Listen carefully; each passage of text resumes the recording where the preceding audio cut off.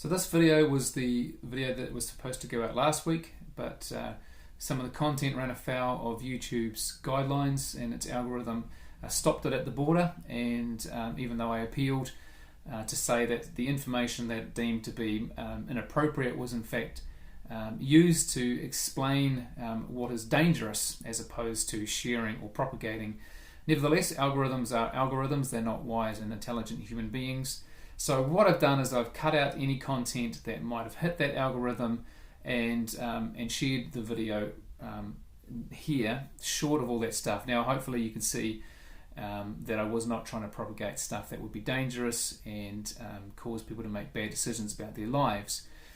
Who would want to do that anyway? No one sharing anything probably expects to do that. Nevertheless, my intent was and is good, and I think you can see in the content of this video that there's things still worth talking about, and I guess looking at the question of even when we think we're crusading for something positive, we could end up being working for the devil when we didn't know it. So this is kind of essentially the bones of the story and what I've got to share next. So just hold on and roll film. Peace. Hi there, Philip here. I guess given the environment we're in right now, it's maybe worth my time giving you my take on conspiracy theories, why they exist, who they're serving. So if you ask someone who was really into conspiracy theories, I think the answer they would give you about why they spread them, why they promote them, why they're evangelists for them, is because they are genuinely convicted that there are some nefarious schemes behind the scenes, hidden in the dark, designed to control humanity, control particularly, the likes of you and me, just normal human beings. Unfortunately, the effect it's having on most of us is a little bit like the effect that Disney creating a devil in red pajamas with a pitchfork, horns, a little black goatee and a tail had on taking the devil seriously. I mean, here's a evil incarnate made to look like a somewhat comic, clown-like comedy horror picture of the devil, which we're more inclined to laugh at rather than recoil in horror and fear from. I mean, there's nothing terrifying about that image. Simpsons use it in theirs as well. This picture of the devil that they have, it's not a figure to be afraid of. It's a figure to kind of laugh at in a way, and so it's disarming. And these conspiracy theories, because they're so crazy, they are disarming the idea that there might be a conspiracy. They're actually undoing the work that they were trying to do. Most of us find it kind of entertaining, and it's fun to talk about them, but no one's taking them that seriously. I don't think anyone's taking them seriously at all. In fact, we don't tend to take these things seriously. I heard recently that an above average number of Americans, certainly at one point after 9/11, believed that terrorist attack was in fact an inside job. Now, if they really believe that, if they believe their own government had orchestrated those planes flying into the Twin Towers, then the right, moral, appropriate thing to have done was to tear down the government and do something about it, to set up a new government and change everything. What did they do instead? Well, when the government said it was those terrorists and we're going to go to war, then people signed up and went to war. So people don't really believe most of the stuff that they say they believe. At least they don't believe it to the point that they're going to act on it. They might believe it as far as, well, it could be true, maybe. It's more of a sense of being titillated and excited and maybe even in part not wanting to be too naive about what would be possible and what the government might be capable of. But that is still a far cry from saying, I'm not going to support the government, I'm not going to go to war against known terrorists. In fact, I'm going to take up arms and take the government down. That's a whole new ball game. And so propagating these kinds of conspiracy theories doesn't actually have the effect of galvanizing people. And even what they've been saying about the vaccines, I suspect that most people are still going to take the vaccine and rightly so. Even if it's just because, well, everyone else is doing it and no one else seems to be affected by it. If I don't, maybe I won't be able to travel overseas. Or what if the government's right, there really is a COVID-19 virus. I don't actually want to die, so I'll take it. Why not? Everyone else seems to be. I think most people are probably going to do the reasonable, sensible thing, even if they think, yeah, vaccines, probably there's something wrong with them, right? We're able to kind of hold those two things. There's a mental agility or elasticity to the way we think. We don't tend to get locked down into stuff that we say that we believe. And the more outlandish these stories are, the more it looks like the devil dressed up in pajamas, the more unlikely we are to believe in them, even if we find them interesting. So who do these theories serve? Well, I think that they serve people who really we should be worried about, because anyone who's really doing something bad isn't going to show up in red pajamas with a pitchfork. That's what you do if you're a clown showing up to a party to have fun and to create excitement. That's when you want to put on a show. But anyone really doing a devious secret scheme isn't going to be doing something that makes, draws attention to them. We should be looking more toward the likes of Bill Gates, and not saying Bill Gates is a bad guy, but my point is, it's hard to believe he is a bad guy because he's such a normal looking chap. He could be a local church elder, for crying out loud. He probably is. He looks just like any good grandfather or uncle. He's just a nice man, and he talks normal. He speaks reasonably. He has a good record of philanthropic deeds. He's a good guy by all accounts. He's probably the guy doing all the bad stuff, or at least it's someone like him more likely to be doing it than it is someone dressed up, looking bad, looking evil. They are the show to distract you from the real thing. That's what I think anyway. I think the stuff that's really going on, because I do think that there are things we should be concerned about.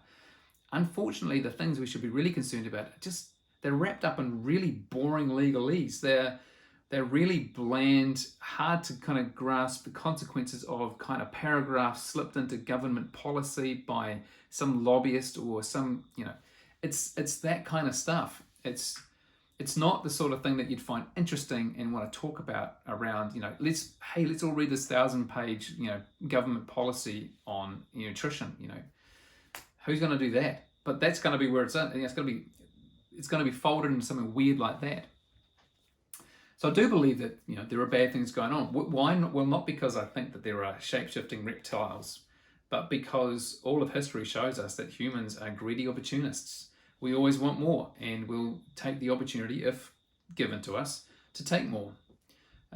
So it's not some weird scheme. It's just kind of how we've always been, and we're not likely. Most people who are able to take opportunity of things like that are not likely to trumpet it just in case the opportunity is taken away. So don't look for the things that look attractive or interesting. It's the stuff that you're not looking for that's happening. Let me give a bit of an example to that. Out of scripture, actually, the story of Joseph. A long story cut short here. Pharaoh has a series of dreams, and he gets wind that this guy Joseph in his cell can interpret dreams. So Joseph's asked to interpret the dreams, and he does. He says, well, the dreams tell me that there's going to be 7 years of plenty followed by 7 years of famine. So what do? Well, Pharaoh puts Joseph second in charge and says, right, you deal with this. So Joseph takes those 7 years of plenty and stores food like crazy. And in the 7 years of famine, while everyone else is slowly running out of food, they start coming to Joseph saying, well, have you got any food? Yeah, I do. Actually, I've got some grain bins here, have some. So they buy it off him, and he collects their money. They come back and say, hey, we haven't got any money left, but we still are hungry. This is 7 years of famine. We're still really hungry. Take our livestock, take our, everything else we've got. Okay, yep, I'll take that on, and I'll take your lands, and they come back eventually and said, look, we've got nothing left to give you, so the only thing we can give you is ourselves. And Joseph, under Pharaoh's name, puts all of Egypt under Pharaoh's total control. They are in slavery now, in servitude to Pharaoh, everyone in Egypt. Now, just think about that for a second. Here's Pharaoh and Joseph doing a good thing. They save like crazy in the years of plenty so that there's plenty to offer the rest of the land, right? So far, it looks philanthropic. But then what do? They use that advantage to get everything they can from everyone else. They use their advantage, a divinely given advantage, dare I say it, to put everyone else in servitude to them. Do they start off looking like the bad guys? Do we even look at Joseph and think, who's he working for? Is he working for the Lord here?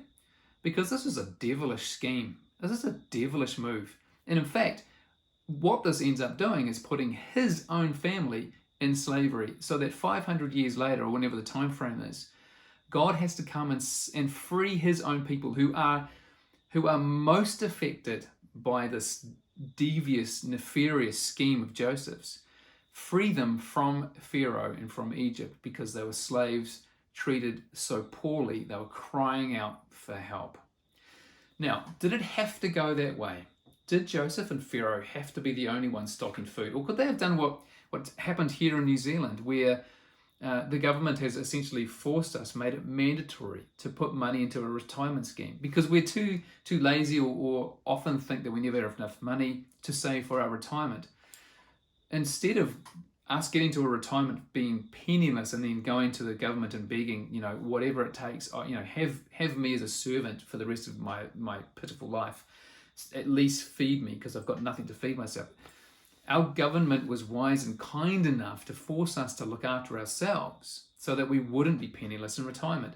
Why didn't Pharaoh and Joseph say, we are going to make it mandatory for everyone in this nation to make sure they've put away in these 7 years of plenty enough for them for the 7 years of famine? They didn't do that. Instead, they withheld the information like greedy opportunists and ended up putting all of that nation into their debt. That's the stuff we're going to be looking out for. It's the more boring kind of greedy opportunism that has been our issue from day one. But here's the thing. So that's going to happen, and it probably is happening now. The powerful will always want more power. The rich will always want more riches, and they've got more opportunity and more power to gather more of it to themselves, and they will succeed. Here's the thing, though. I don't go to bed freaking out about this stuff and sharing conspiracy theories, because most of them are ridiculous anyway. But because as much as it has been the human history that we are greedy opportunists, the divine history is that he is a divine slave freer. And those who will use their power and influence to subjugate humanity will find themselves on the other side of the fence from God, and will not win that battle. So, all things being said, I think conspiracy theorists are not working for the people they think they're working for. They are a clown show, while the real bad stuff is going on by very normal people doing very boring things, and taking advantage of opportunities that, no matter how many conspiracy theories are thrown around, will not dent their armor whatsoever. Nevertheless, unfortunately, there is a God who will protect and will save and will free. And that's kind of where I land. So, don't know if that's useful to you, but I found it interesting to think about anyway. So, yeah, God bless. See you soon. And don't believe everything you read. Peace.